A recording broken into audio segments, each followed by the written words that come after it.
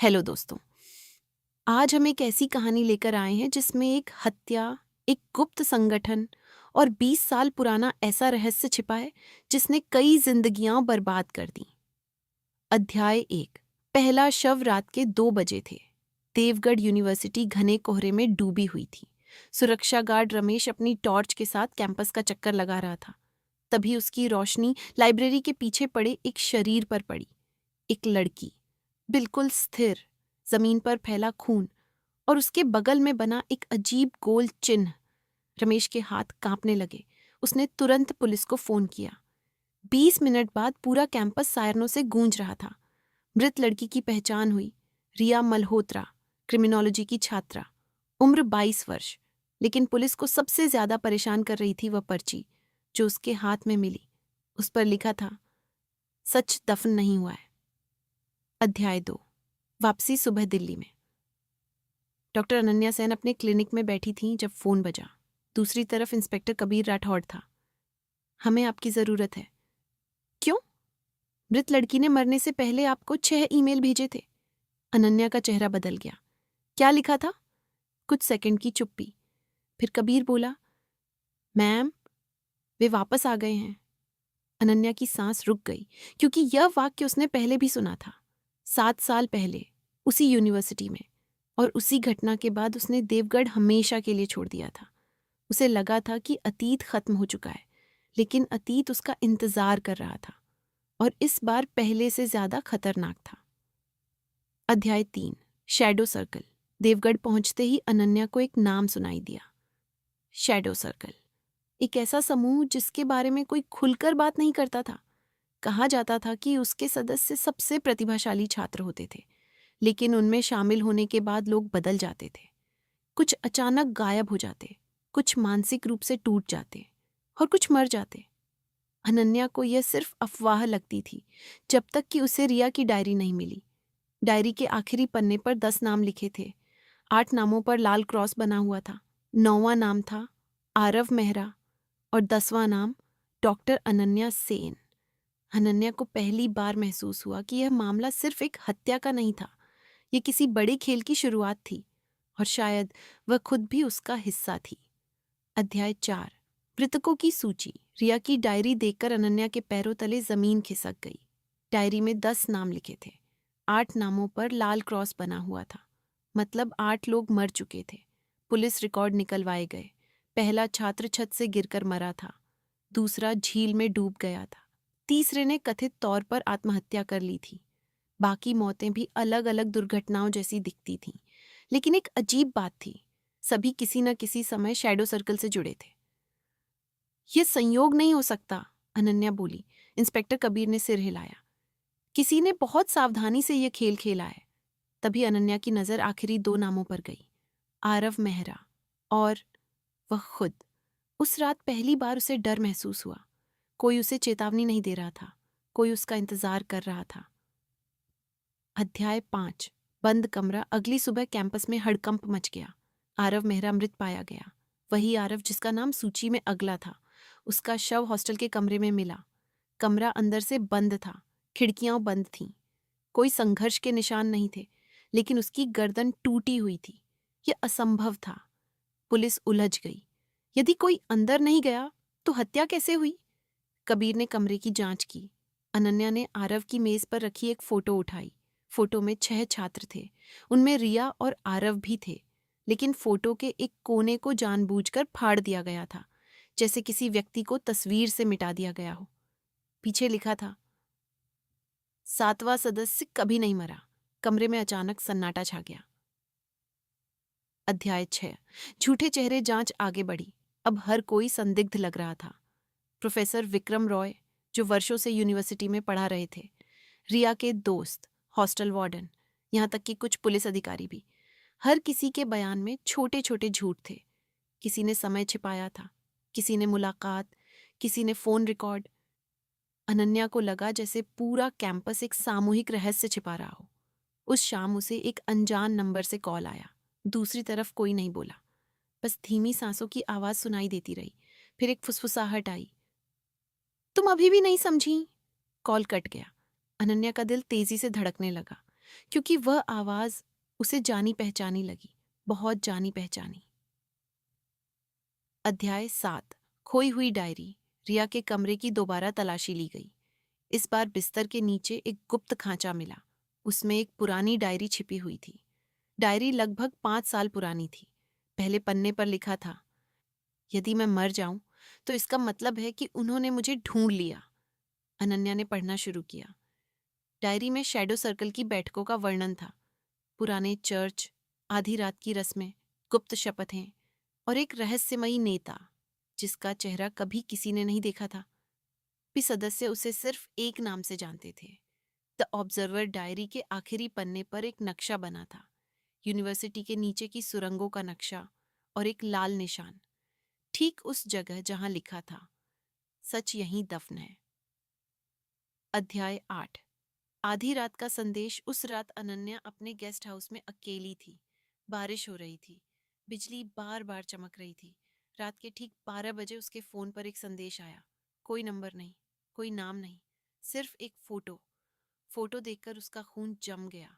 ये उसकी खुद की तस्वीर थी, अभी की, उसी कमरे की, उसी कुर्सी की। मतलब जिसने फोटो भेजी थी वह कहीं पास था, बहुत पास। अनन्या खिड़की की तरफ भागी। बाहर अंधेरा था, लेकिन बिजली चमकी और 1 सेकंड के लिए उसे कोई दिखाई दिया। काले कपड़ों में एक आदमी, सड़क के दूसरी तरफ खड़ा, उसे घूरता हुआ। फिर अंधेरा हो गया। जब दोबारा रोशनी आई, वह गायब था, लेकिन फोन पर एक नया संदेश आ चुका था। अगला अध्याय तुम्हारा है, डॉक्टर सेन। और उसी क्षण गेस्ट हाउस की सारी लाइटें बुझ गईं। पूरा कमरा अंधेरे में डूब गया। अध्याय 13। अंधेरे का कमरा नक्शे की मदद से टीम सुरंग के सबसे भीतर वाले हिस्से तक पहुंची। वहां एक विशाल गोल कमरा था। कमरे के बीचों बीच पत्थर की मेज रखी थी। चारों ओर पुरानी तस्वीरें टंगी थीं। शैडो सर्कल के सदस्य, पिछले 20 वर्षों के। लेकिन एक तस्वीर ने सबको रोक दिया। वह 20 साल पुरानी थी।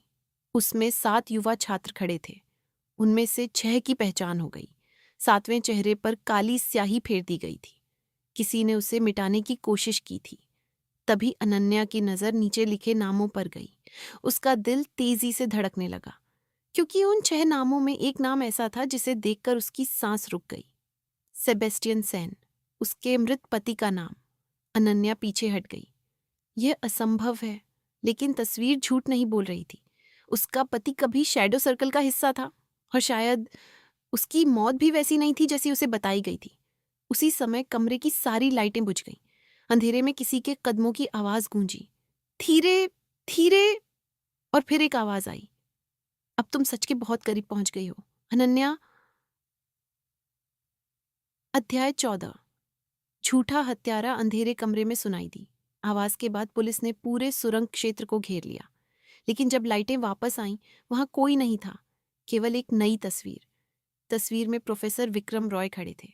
उनके हाथों पर खून था और पीछे वही गोल चिन्ह बना हुआ था। पुलिस को आखिरकार एक संदिग्ध मिल गया। 2 दिन बाद विक्रम रॉय को गिरफ्तार कर लिया गया। पूरे शहर में खबर फैल गई, हत्यारा पकड़ा गया। लेकिन अनन्या संतुष्ट नहीं थी। कुछ गलत था, बहुत गलत, क्योंकि विक्रम की गिरफ्तारी के बाद भी उसे लगातार संदेश मिल रहे थे। और सबसे बड़ी बात, जेल में बंद आदमी हत्या नहीं कर सकता। फिर भी उसी रात एक और छात्र मारा गया। अब साबित हो चुका था, विक्रम हत्यारा नहीं था, किसी ने उसे फंसाया था। अध्याय 15। सच की कीमत। विक्रम ने जेल में अनन्या से मिलने की मांग की।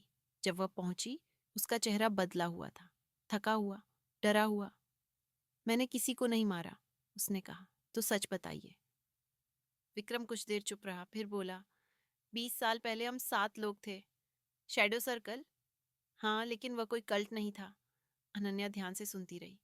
हमने कुछ देखा था, एक दुर्घटना। कैसी दुर्घटना? विक्रम की आंखें कांप गईं। एक लड़की की मौत। अनन्या का दिल धड़क उठा। और किसी ने उसे छिपा दिया। किसने? लेकिन तभी जेल के अलार्म बज उठे। विक्रम अचानक गिर पड़ा। उसके मुंह से खून निकलने लगा। किसी ने उसके खाने में जहर मिला दिया था। मरने से पहले वह सिर्फ 2 शब्द कह पाया, ऑब्जर्वर, जिंदा। और उसकी सांस रुक गई। अध्याय 16। अंतिम सूची अब अनन्या को समझ आने लगा था। 20 साल पहले हुई एक मौत, 7 छात्र, एक छिपा हुआ सच, और अब कोई उन सभी लोगों को खत्म कर रहा था जो उस घटना के बारे में जानते थे। फाइलों की दोबारा जांच की गई। मृत लड़की का नाम था माया चौधरी, उम्र 21 वर्ष। आधिकारिक रिकॉर्ड के अनुसार उसने आत्महत्या की थी, लेकिन गवाहों के बयान कुछ और कहते थे। और फिर अनन्या को एक तस्वीर मिली, माया की। तस्वीर के पीछे लिखा था, मैं वापस आऊंगी। तभी उसे एक और झटका लगा। माया का एक छोटा भाई भी था, जिसका रिकॉर्ड बाद में गायब हो गया। नाम आदित्य चौधरी। अध्याय 17।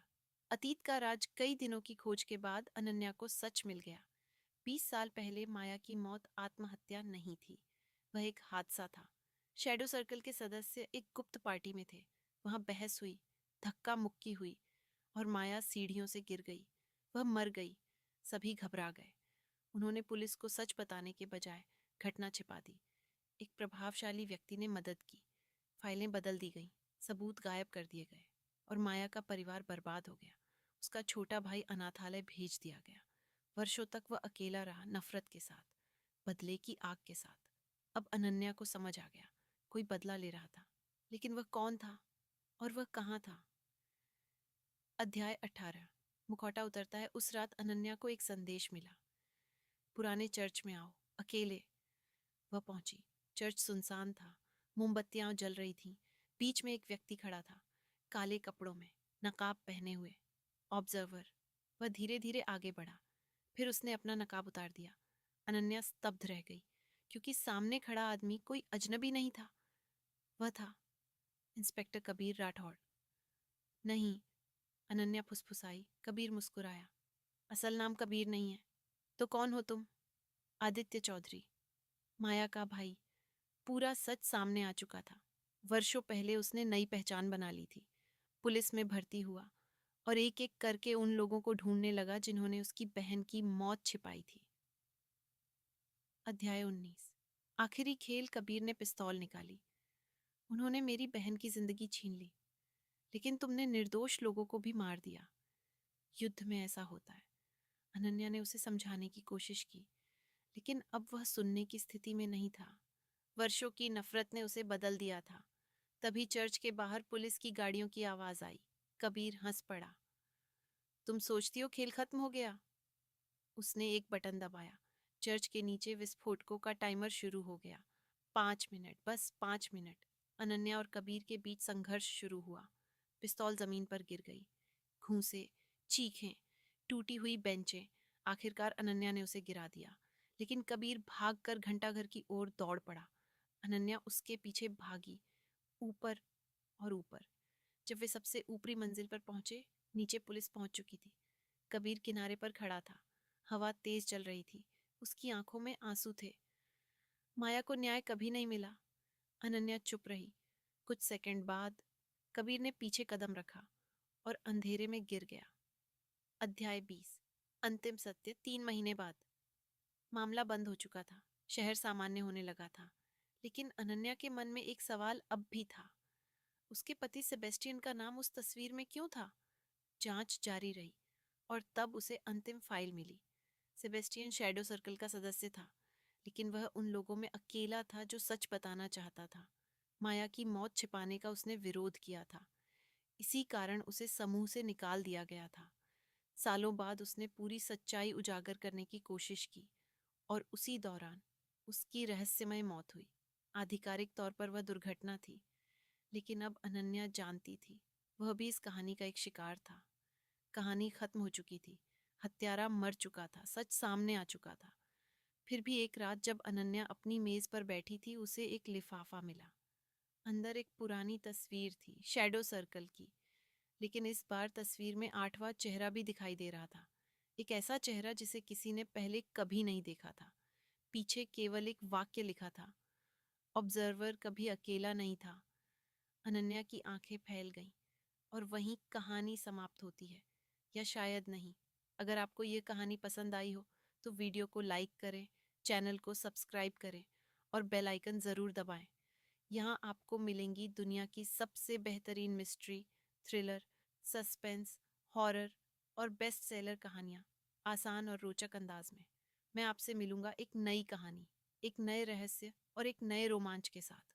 तब तक अपना ख्याल रखिए और याद रखिए, हर कहानी के पीछे एक रहस्य छिपा होता है।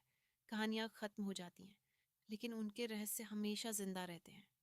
फिर मिलेंगे एक नई कहानी और एक नए रहस्य के साथ।